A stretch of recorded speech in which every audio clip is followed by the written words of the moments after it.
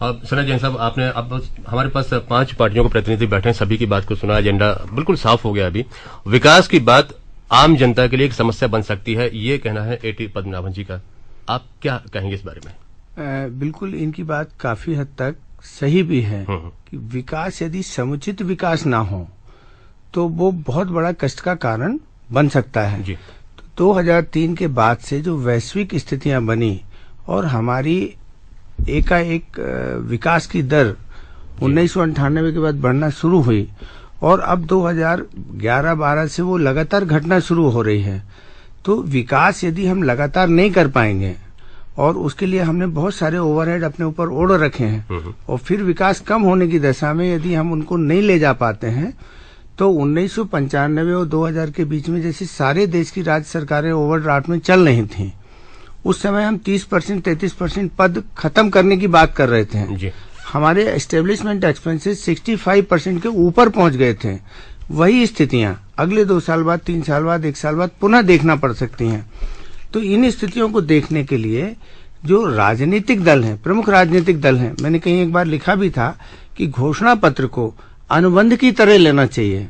घोषणा पत्र में हमने घोषणा तो कर दी, एक छोटे से लोगों को उसका लाभ 2%, 5% लोगों को मिल भी गया और बाकी 95% लोग बजट के अभाव में या उन बातों को लेके, तो ये राजनीतिक दल आपस में एक दूसरे के ऊपर दोषारोपण करते रहते हैं। लेकिन घोषणा पत्र को देख के यदि मतदाता वोट डालता है तो उसे मतदाता को ये अधिकार भी कहीं ना कहीं से मिलना चाहिए कि यदि कोई राजनीतिक दल अपनी घोषणाओं से वापस होता है तो उसके लिए वो उत्तरदायी हो। क्या कहेंगे भूपेंद्र गुप्ता जी? मैं जो है और कांग्रेस पार्टी, जो बात अभी भाई पद्मनाभन जी ने कही, शैली जी ने कही और जो सनत जी ने कही और जो बात भाई ब्रिजमोहन जी ने कही, मैं इन पर आना चाहता हूं। और आपने हितेश वाजपेयी जी ने जो कही उनकी भी चर्चा इसमें शामिल है। कांग्रेस कभी भाजपा के विचारों को स्वीकार नहीं कर सकती। यदि वो विकास की भी बात करेंगे तो उसको अकोमोडेट नहीं करेंगे। हम तो कहते हैं आज 1 मिनट बात करने दें। परिस्थिति ये है आज मध्य प्रदेश में, जो बात इन्होंने कही पद्मनाभन जी ने, वहां से ही मैं शुरू करना चाहूंगा। मध्य प्रदेश में बड़ा बड़ा दावा और डींगे ये मारी गई कि उनकी साख बहुत है।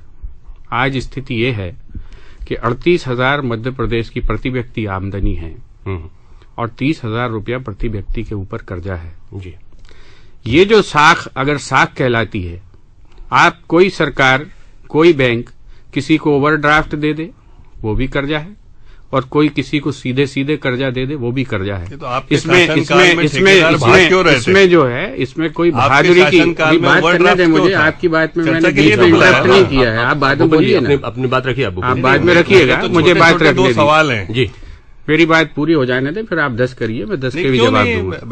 जब परिस्थिति ये सामने आई है, किसी को नहीं बोलने देते, जब परिस्थिति ये आई है कि आज जो मैंने कर्जे की स्थिति बताई, मध्य प्रदेश में स्थिति ये है, आज खेतीहर किसान की स्थिति ये है कि मध्य प्रदेश में जिस दिन शिवराज सिंह ने सरकार संभाली, आपने कहा था 100 दिन में महंगाई खत्म कर देंगे। मेरी बात करने दीजिए आप बताइए ना। 58% किसान जो है, 58% किसान यहाँ पर सीमांत किसान था।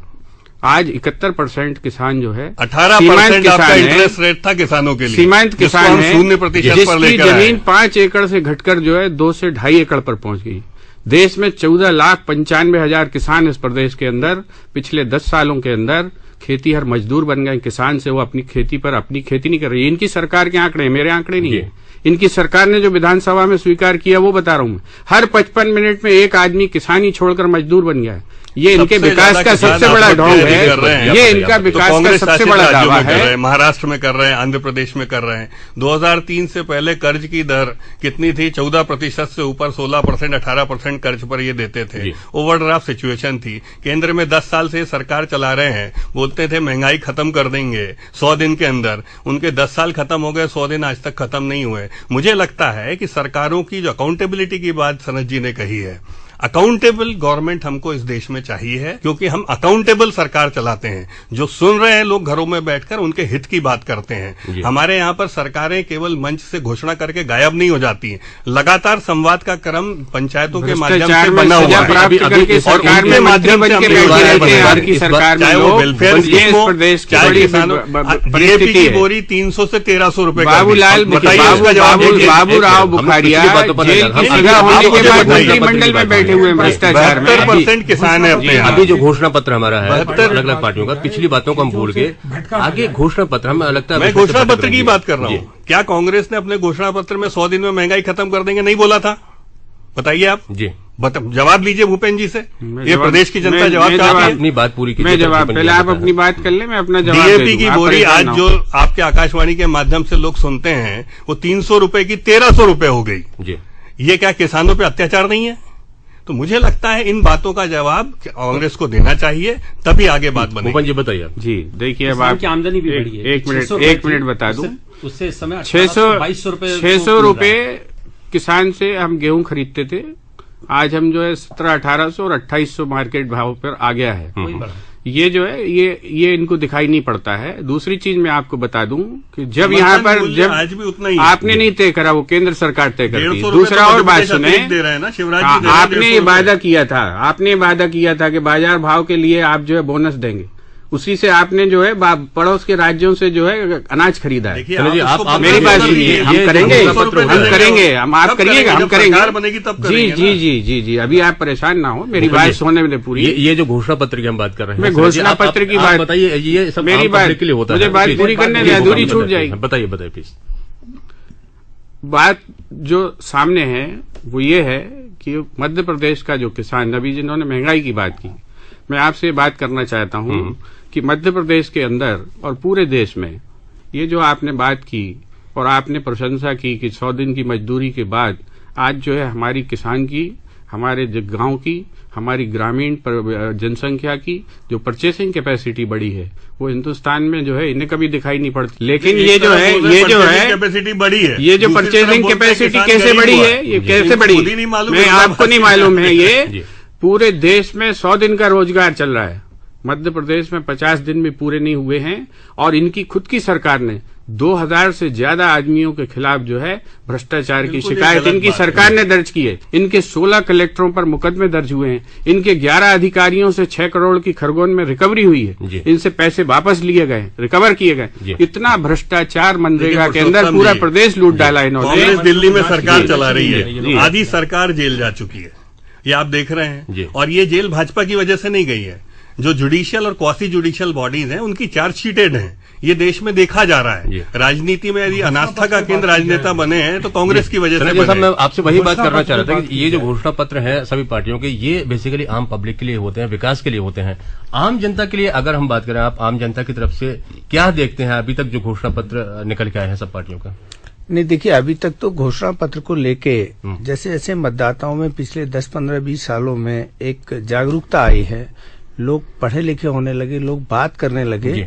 इसके पहले कमिटेड वोटर हर एक विचारधारा से जुड़े हुए लोग होते थे और वो विचारधारा से वोट करते थे। अब पहली बार मतदाताओं में ये परिवर्तन आ रहा है कि वो अपने हक और अधिकार की तरफ सोच रहा है।